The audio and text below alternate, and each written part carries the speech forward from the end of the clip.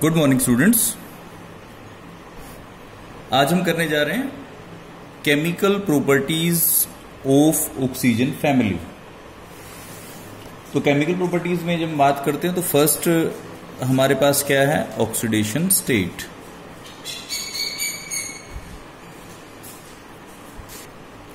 जैसा कि हमें पता है कि ऑक्सीजन फैमिली दो तरह की ऑक्सीडेशन स्टेट शो करती है। First negative oxidation state and second is positive oxidation state. Negative oxidation state में हमें पता है कि oxide ion O2 minus show करता है, 2 नेगेटिव चार्ज होता है। ओके, इसी तरह से ऑक्सीजन -1 भी शो करता है। वो कहां शो करता है वो हमें पता है, पर ऑक्साइड में शो करता है। ये हमारे पास नॉर्मल ऑक्साइड है, इधर पर ऑक्साइड है, और ऑक्सीजन -12 शो करता है। वो कहां शो करता है, वो सुपर ऑक्साइड्स में शो करता है। ओके, तो इस तरह से हम बात कर सकते हैं कि ऑक्सीजन की 3 नेगेटिव ऑक्सीडेशन स्टेट्स हैं। वो एक नॉर्मल ऑक्साइड में है, एक पर ऑक्साइड में है और एक सुपर ऑक्साइड में है। ओके, उसके बाद आती है कि ऑक्सीजन फैमिली जो है उसकी पॉजिटिव ऑक्सीडेशन स्टेट्स के बारे में बात करते हैं।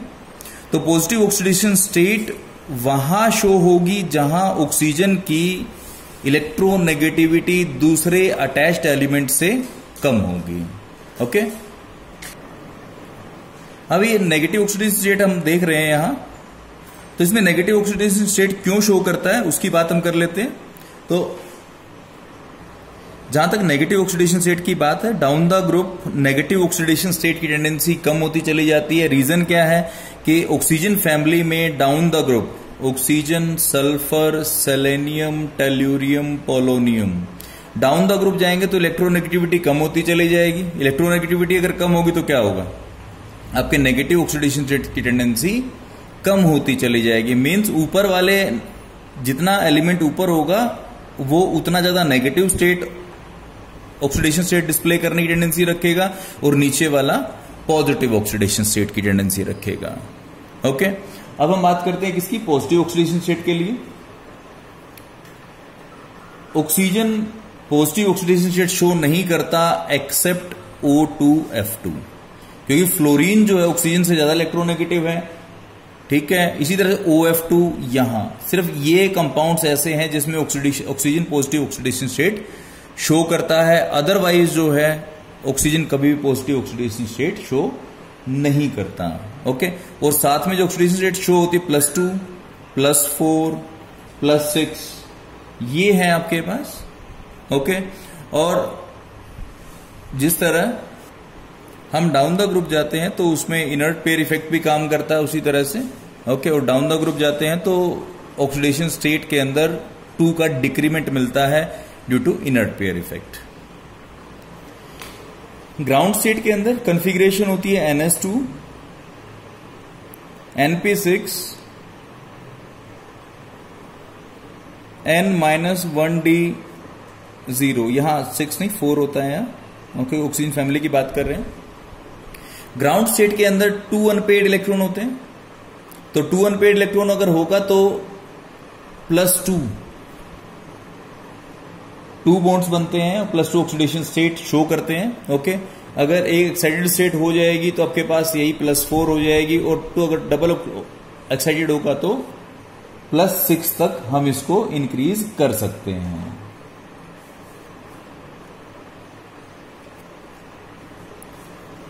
अगर हम ऑक्सीजन फैमिली की ऑक्सीडाइजिंग और रिड्यूसिंग प्रॉपर्टीज की बात करें कि किस टाइप की प्रॉपर्टी होती है इनकी, तो उस केस में अगर किसी कंपाउंड में ऑक्सीजन फैमिली के मेंबर की ऑक्सीडेशन स्टेट +6 है तो उस केस में वो सिर्फ ऑक्सीडाइजिंग प्रॉपर्टी शो करेगा अपनी,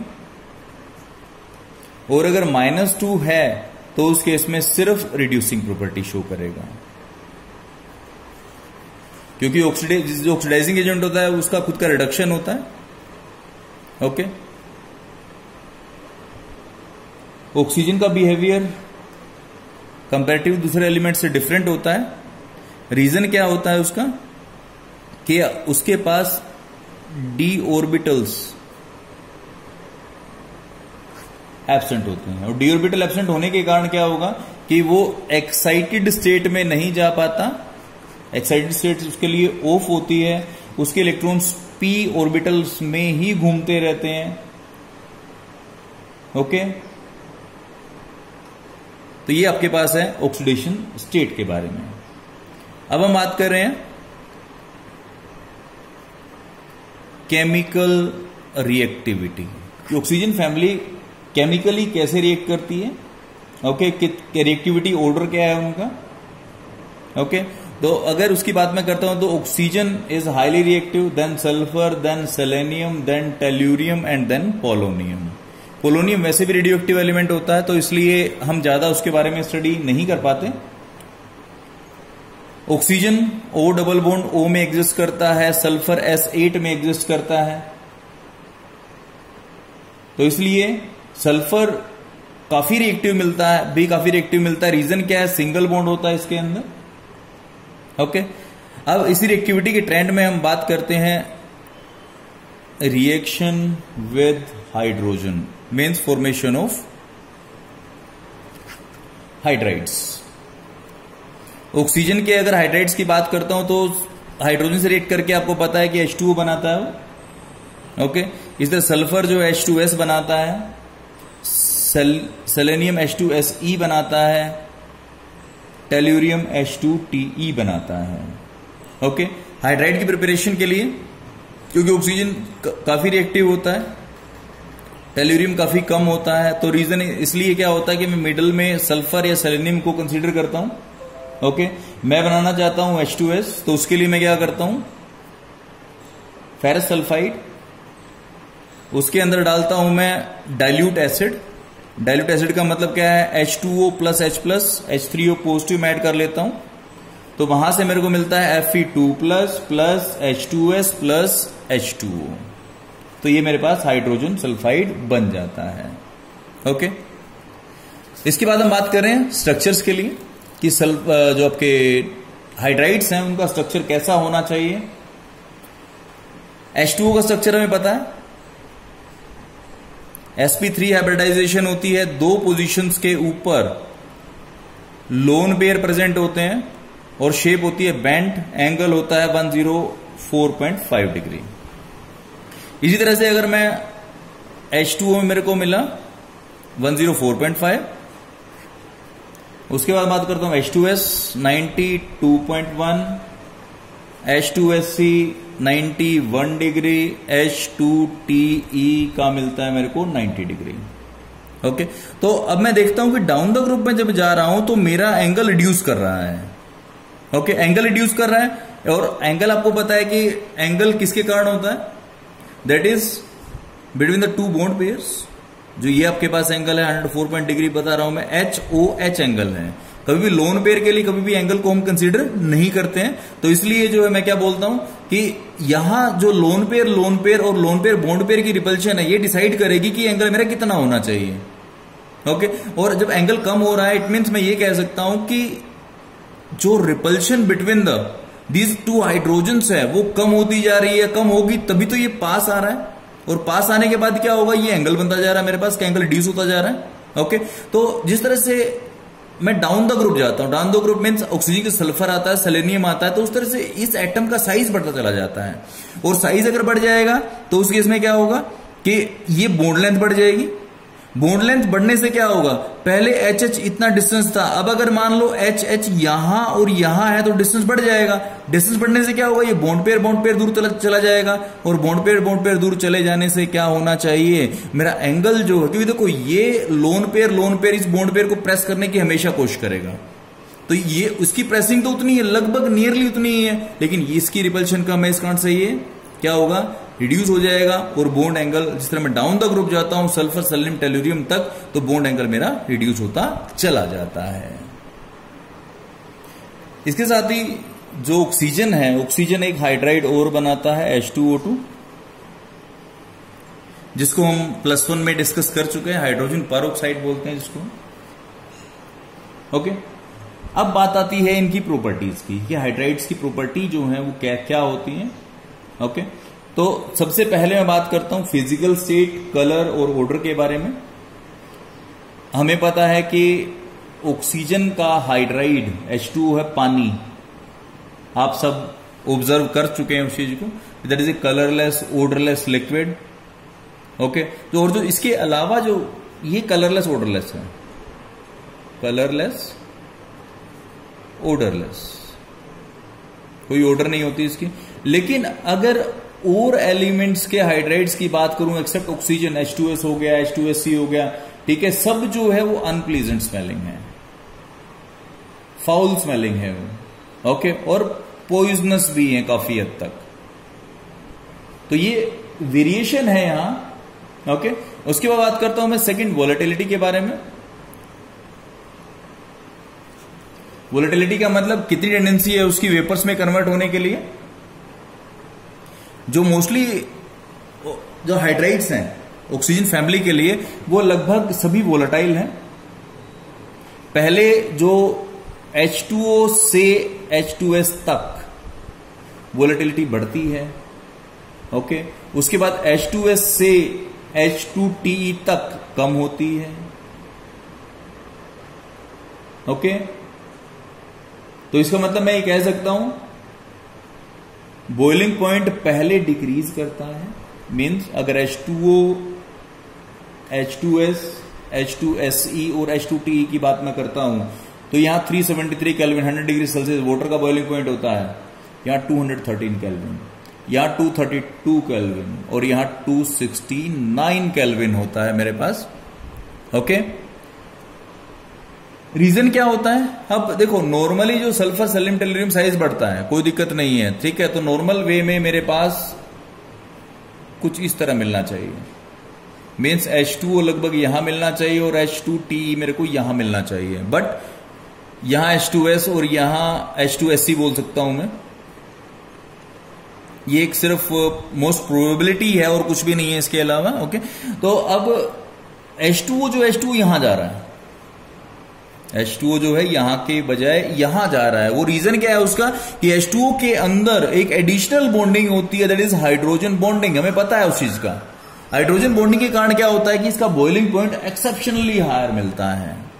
ओके, उसके बाद थर्ड है एसिडिक प्रॉपर्टीज, एसिडिक कैरेक्टर बोल सकता हूं मैं उसको। एसिडिक कैरेक्टर H2O पता है मेरे को, H2 ओके डाइप्रोटिक है, मीन्स पहले क्या करेगा H पॉजिटिव और OH नेगेटिव हो जाएगा और OH नेगेटिव फर्दर लूज करेगा तो मेरे पास बनेगा O2 नेगेटिव प्लस में H प्लस, ये मेरे पास बनने वाला है। ओके, तो it means acidic in nature होता है। H2O वैसे न्यूट्रल होता है बट स्पेसिफिक कंडीशंस के अंदर एसिडिक बिहेव करता है। अब हम बात कर रहे हैं acidic character variation down the group कि अगर हम oxygen, sulphur, selenium, tellurium, polonium down the group इनके हाइड्राइड्स पे आते हैं हम, तो उसमें एसिडिक कैरेक्टर में क्या वेरिएशन आती है। डाउन द ग्रुप इस तरह जाते हैं तो H2O इज लीस्ट एसिडिक, ये हाईली एसिडिक होता है और इसका रीजन, बेसिक रीजन होता है कि आपके पास ये बॉन्ड बेसिकली है, यहां बॉन्ड एंगल वेरी करता है, अलग अलग कंपाउंड टू कंपाउंड वेरी करता है, वो एलिमेंट टू एलिमेंट वेरी करता है। तो उस केस में मैं अगर बात करता हूं तो ये बॉन्ड जितना लेंथी होगा उतना इसकी बॉन्ड स्ट्रेंथ कम होती चली जाएगी और बॉन्ड स्ट्रेंथ अगर कम होगी तो ये बॉन्ड आसानी से ब्रेक हो जाएगा। ओके, तो अगर बॉन्ड ब्रेक हो जाता है इट मीन्स क्या होगा, वो H प्लस रिलीज हो जाएगा और H प्लस रिलीज अगर हो गया इट मीन्स क्या, एसिडिक कैरेक्टर में है। तो डाउन द ग्रुप जब मैं जाता हूं तो बॉन्ड लेंथ काफी बढ़ जाती है पोलोनियम, टेल्यूरियम के केस में। ओके, तो यहां बढ़ेगी तो क्या होगा, फाइनली मैं ये कह सकता हूं कि एसिडिक कैरेक्टर जो है वो डाउन द ग्रुप हाईएस्ट मिलता है आपको, यहां कम से कम मिलता है। ओके, इसके बाद नेक्स्ट मैं बात करने जा रहा हूं थर्मल स्टेबिलिटी के बारे में। ओके, तो थर्मल स्टेबिलिटी, क्योंकि बॉन्ड लेंथ बढ़ेगी, बॉन्ड लेंथ बढ़ेगी तो क्या होगा, ये बॉन्ड फिर वीक होता चला जाएगा और वीक होगा तो थर्मल स्टेबिलिटी नीचे सबसे कम मिलेगी, आपको ऊपर सबसे ज्यादा मिलेगी। Okay, means H2O, H2S, H2SC, H2TE, इन एलिमेंट्स के बारे में बात कर, इन हाइड्राइड्स के बारे में बात कर लेता हूं मैं। तो इन हाइड्राइड्स के लिए H2O के अंदर बॉन्ड सबसे स्ट्रोंग है तो सबसे मुश्किल से टूटेगा, थर्मल स्टेबिलिटी सबसे ज्यादा, यहां सबसे कम हो जाएगी। ओके, उसके बाद मैं बात करने जा रहा हूं रिड्यूसिंग कैरेक्टर, मतलब दूसरे को रिड्यूस करने वाला। दूसरे को रिड्यूस कब करेगा? जब हाइड्रोजन उसको देगा, हाइड्रोजन देगा तो मीन्स खुद हाइड्रोजन को एटोमाइज करेगा। खुद एटोमाइज करेगा मीन्स क्या होगा कि जितनी थर्मल स्टेबिलिटी ज्यादा होगी उतनी कम हाइड्रोजन दे पाएगा, और उतनी कम हाइड्रोजन दे पाएगा इट मीन्स उतना कम रिड्यूसिंग कैरेक्टर उसका है। ओके, मीन्स H2O सबसे स्ट्रोंग है, नहीं दे पा रहा भाई, तो H2O सबसे कम रिड्यूसिंग है, H2S उससे ज्यादा, H2SC उससे ज्यादा, और H2TE सबसे ज्यादा रिड्यूसिंग कैरेक्टर शो करता है। ओके, हाइड्रोजन से रिएक्टिविटी की हम बात कर चुके हैं। अब बात करें फॉर्मेशन ऑफ ऑक्साइड्स, और वो होगा आपके पास EO2 या EO3। ऑक्सीजन तो हमें पता है, ऑक्सीजन O2 ऑक्सीजन ही होती है, तो उसका मैं कंसिडरेशन नहीं रखूंगा। दूसरे एलिमेंट्स जो होंगे सल्फर, सेलिनियम, टेल्यूरियम जो है वो एलिमेंट से डेजिग्नेट होंगे, और ऑक्साइड ये साथ में होगा। सल्फर की अगर बात करता हूं तो SO2 SO3, ये आपके पास डाइऑक्साइड और ट्राइऑक्साइड्स हो जाते हैं। ओके, सल्फर के डाइऑक्साइड की अगर बात मैं करता हूं तो प्रिपरेशन की बात कर लेता हूं। S8 प्लस ऑक्सीजन क्या देगा मेरे को? SO2। ओके, और SO2 को फर्दर ऑक्सीजन से ट्रीट करूंगा तो क्या बनेगा मेरे पास? SO3। ओके, डायरेक्ट अगर सल्फर को एक्सेस ऑक्सीजन की प्रेजेंस में ट्रीट करूं मैं तो वहां भी मेरे पास SO3 बनने वाला है। ओके, जनरली सल्फर डाइऑक्साइड की को ज्यादा डिस्कस करूंगा अभी मैं एक बार के लिए। तो सल्फर डाइऑक्साइड एक डिस्क्रीट मॉलिक्यूल की तरह एग्जिस्ट करता है even in solid state. Okay, और इसके मॉलिक्यूल जो है वो वेंडर वाल फोर्सेस से एक दूसरे से एंटेंगल्ड होते हैं, एक दूसरे से होल्ड होते हैं। ओके, SO2 रूम टेम्परेचर के ऊपर गैस है, और इसकी हाइब्रिडाइजेशन जो आपके पास है वो है sp2। ओके, वो आप हाइब्रिडाइजेशन में चेक कर सकते हैं क्या क्या इसका स्ट्रक्चर होता है। ओके, बॉन्ड एंगल जो है वो कुछ शेप इस तरह से होती है इसकी, और एंगल जो मिलता है 119.5 डिग्री मिलता है आपको। ओके, पी पाई मल्टीपल बॉन्ड बनाने की टेंडेंसी जिस तरह डाउन द ग्रुप जाते हैं उस तरह से वो डिक्रीज करती चली जाती है। ओके, तो सल्फर डाइऑक्साइड ऑक्साइड किसका है? नॉन मेटल का है। ठीक है, तो श्योरली वो एसिडिक कैरेक्टर शो करेगा, एसिडिक ऑक्साइड्स है मेरे पास ये। ओके, और वाटर के अंदर अगर मैं SO2 वाटर के अंदर मिक्स करता हूं तो H2SO3 बनता है मेरे पास। ओके, सल्फ्यूरस एसिड बनता है, और जो केवल सॉल्यूशन में ही एग्जिस्ट करता है, इसको मैं आइसोलेट नहीं कर सकता। ओके, उसके बाद अगर SeO2 की बात करता हूं, ये भी वाटर में डिसोल्व हो जाता है और बनाता है H2SeO3। सेलेनस एसिड बोलता हूं इसको मैं, और इसको मैं क्रिस्टलाइन फॉर्म में एक्सट्रैक्ट कर सकता हूं, आइसोलेट कर सकता हूं। ओके, टेल्यूरियम का ऑक्साइड जो है वो वाटर में इनसोल्यूबल है। ओके, बट अगर इसी की बात करूं मैं, ये एल्कलीज में डिसोल्व होकर टेल्यूराइड्स बनाता है, और एसिड्स में बेसिक साल्ट्स बनाता है। मींस TeO2 जो है उसका नेचर कैसा है? एम्फोटेरिक। ओके, POO2 है, ये भी एम्फोटेरिक में है, बट बेसिक ज्यादा है, एसिडिक कम है। ओके। और जिस तरह मैं डाउन द ग्रुप जाता हूं तो acidic character of dioxides of group 16 element decreases from sulphur to polonium. Okay. उसके बाद मैं बात कर रहा हूं रिड्यूसिंग ऑक्सीडाइजिंग प्रॉपर्टीज के ऊपर।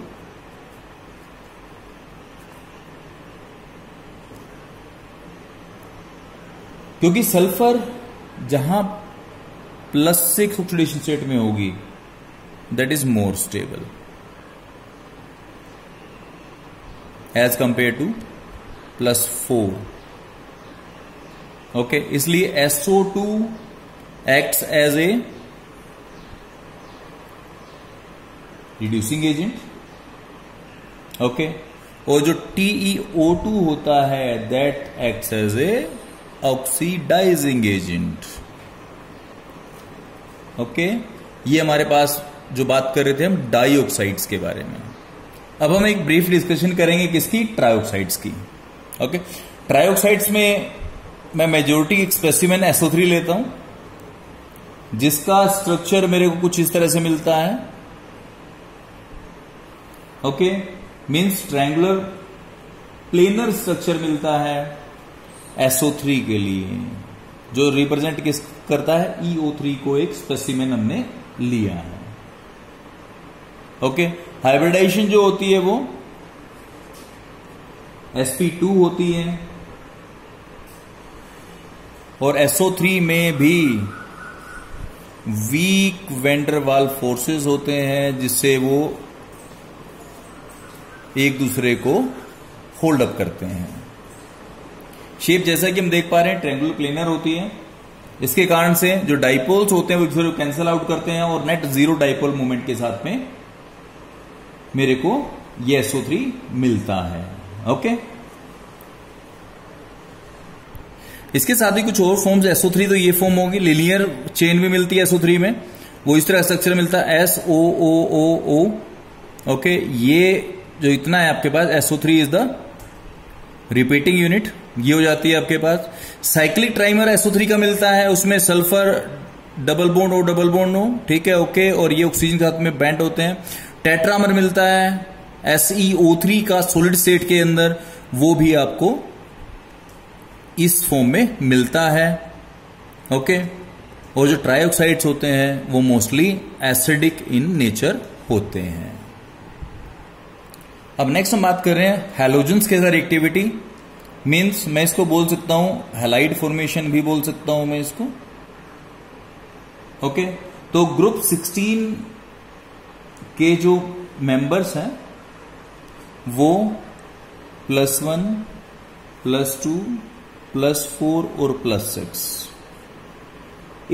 इन फॉर्म्स के अंदर वो हैलोजेंस के साथ रिएक्ट करते हैं। ओके। और जब रिएक्ट करते हैं तो वो मोनोहैलाइड, डाइहैलाइड, टेट्राहैलाइड और हेक्साहैलाइड्स बनाते हैं। ओके। मोनोहैलाइड के अंदर अगर ऑक्सीजन का हो गया सल्फर, सेलेनियम, टेल्यूरियम, मेनली इन्हीं की बात करेंगे हम।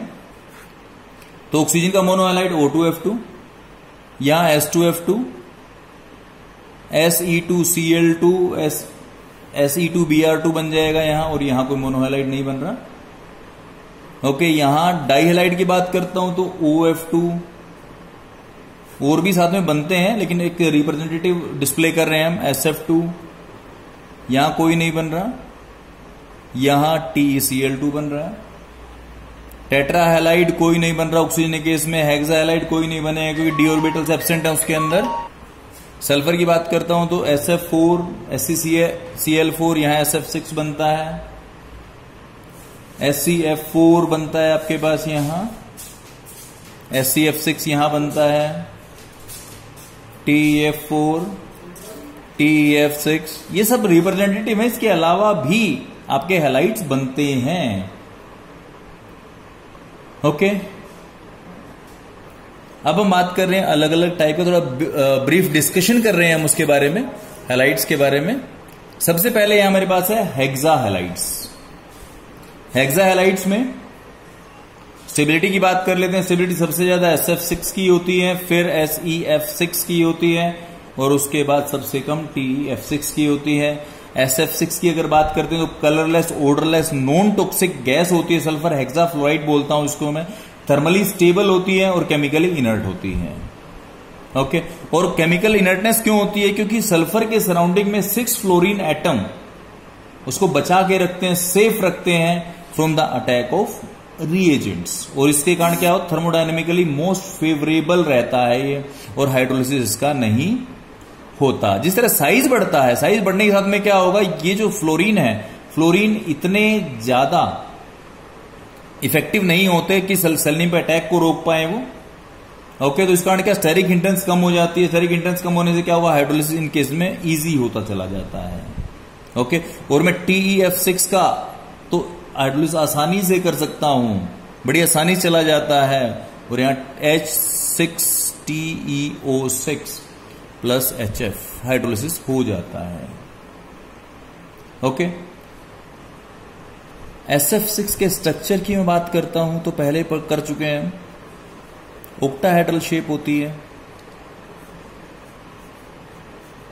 ये हो गया एक फ्लोरीन ऊपर और एक फ्लोरीन नीचे, ये ऑक्टाहेड्रल शेप होती है, और sp3d हाइब्रिडाइजेशन यहां एग्जिस्ट करती है। SF4 की अगर स्ट्रक्चर की बात मैं करता हूं तो हाइब्रिडाइजेशन जो होगी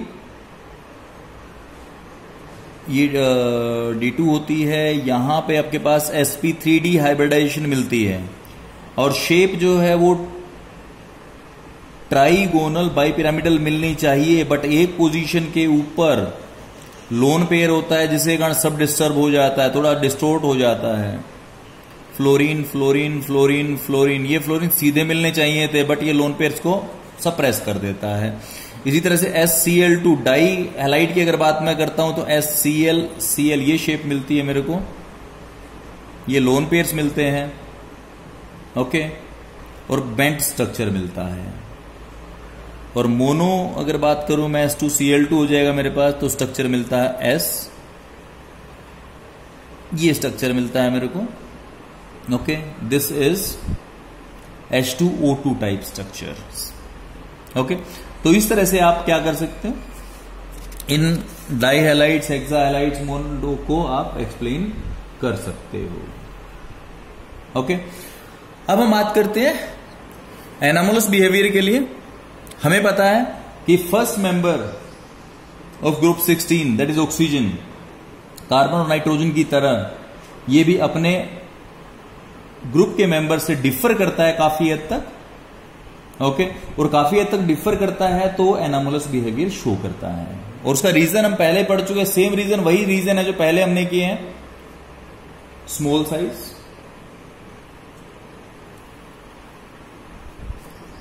हाई इलेक्ट्रोनेगेटिविटी,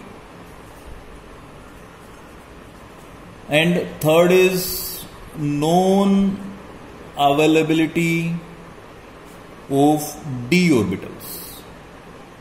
वही रीजंस हैं जो हमने नाइट्रोजन फैमिली में नाइट्रोजन के लिए किए थे। ओके, तो डिफरेंस मेन क्या होते हैं उसके बारे में हम बात कर लेते हैं। क्या क्या एनामोलस कैसे शो करता है, कौन कौन सी प्रॉपर्टीज डिफर करती हैं सेम। ठीक है, फर्स्ट फिजिकल स्टेट की अगर बात मैं करता हूं तो oxygen is a gas. Okay, और जो और मेंबर्स हैं इसके वो क्या है, सल्फर आपको पता है सॉलिड है, सेलेनियम सॉलिड है। ओके, तो इस तरह से ऑक्सीजन गैस है और मेंबर्स सॉलिड या लिक्विड स्टेट में मिलते हैं, मोस्टली सॉलिड मिलते हैं। सेकंड बात मैं करता हूं एटोमिसिटी के बारे में। ठीक है, एटोमिसिटी ऑक्सीजन के लिए 2 है, सल्फर S8 की फॉर्म में एग्जिस्ट करता है, सेलेनियम Se8 की फॉर्म में एग्जिस्ट करता है। इट मींस यहां 8 है, तो इसमें डिफर करता है। Third, metallic non metallic character.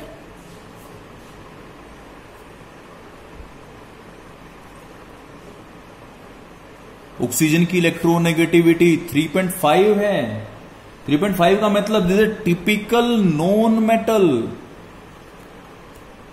Okay, sulphur भी नॉन मेटालिक है, बट दूसरे मेंबर्स जो है उनमें काफी हद तक मेटालिक कैरेक्टर आ जाता है, तो कुछ मेटालॉइड्स हो जाते हैं और कुछ मेटल आ जाते हैं हमारे पास। Okay, fourth, oxidation state. Oxidation state oxygen +2 show करता है।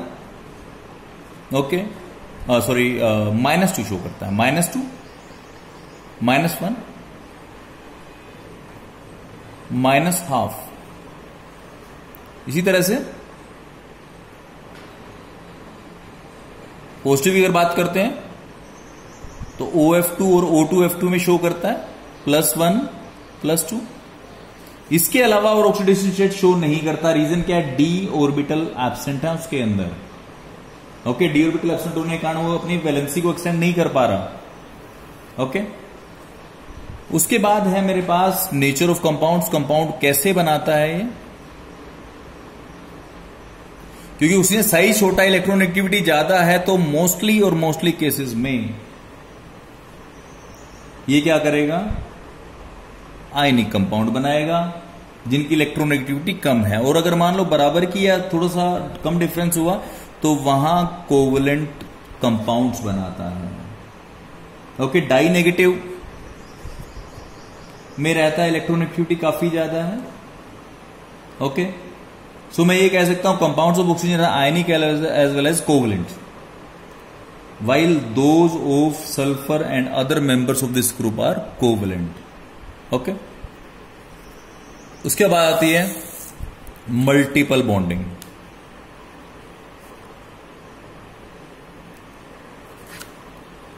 ऑक्सीजन p पाई को प्रेफर करता है। ओके, बट जो नीचे वाले हैं वो d पाई, p पाई या d पाई को प्रेफर करते हैं। ओके, उसके बाद है हाइड्राइड्स।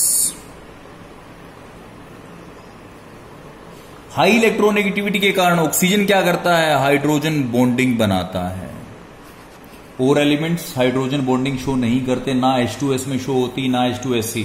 और यही रीजन होता है कि H2O जो है वो रूम टेम्परेचर के ऊपर लिक्विड है, और दूसरे हाइड्राइड्स जो है वो गैसेस होते हैं। Okay, and the last in this series, magnetic nature. अगर हम डाई ऑक्सीजन का मॉलिक्यूलर ऑर्बिटल डायग्राम चेक करते हैं, +1 में 4th चैप्टर के अंदर chemical bonding and molecular structure के अंदर हमने एक ऑक्सीजन का क्वेश्चन काफी इंपॉर्टेंट हुआ करता, उसके बारे में डिस्कस भी किया है कि ऑक्सीजन जो है वो पैरामैग्नेटिक इन नेचर है। क्यों है? क्योंकि उसके अंदर 2 अनपेयर्ड इलेक्ट्रॉन होते हैं। ओके, तो पैरामैग्नेटिक गैसियस, लिक्विड और सॉलिड सभी स्टेट्स के अंदर। ओके, बट इसके अलावा जो दूसरे एलिमेंट्स हैं ये पैरामैग्नेटिक होता है, और दूसरे एलिमेंट्स होते हैं जो other elements E accept O2 वो सब डायामैग्नेटिक होते हैं। ओके, तो ये आपके पास है एनोमलस बिहेवियर ऑफ ऑक्सीजन।